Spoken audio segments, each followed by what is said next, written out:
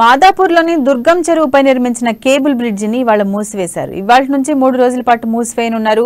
Cable bridge నిర్వహణ manual ప్రకారం కాలానుగుణంగా ఇంజనీర్లతో తనిఖీ చేయాల్సి ఉన్న నేపథ్యంలో ఈ నిర్ణయం తీసుకున్నట్లు జేహెచ్ఎంసీ కమిషనర్ లోకేష్ కుమార్ తెలిపారు. భారీ వాహనాలు, ప్రత్యేక పరికరాలు, యంత్రాలు కేబుల్ బ్రిడ్జిపై ఉంచాల్సి వస్తుందని, ఆ సమయంలో సాధారణ వాహనాల రాకపోకలకు అంతరాయం కలుగుతుందని జేహెచ్ఎంసీ కమిషనర్ లోకేష్ కుమార్ తెలిపారు. బ్రిడ్జి తనిఖీల కోసం భారీ బరువున క్రేన్లు, వాహనాలు, యంత్రాలు, పరికరాలను కేబుల్ బ్రిడ్జిపై ఉంచాల్సి వస్తుందని, ఆ సమయంలో సాధారణ వాహనాల రాకపోకలకు అంతరాయం కలుగుతుందని, అందుకే 3 రోజుల పాటు కేబుల్ బ్రిడ్జిని మూసివేస్తున్నట్లు కమిషనర్ పేర్కొన్నారు.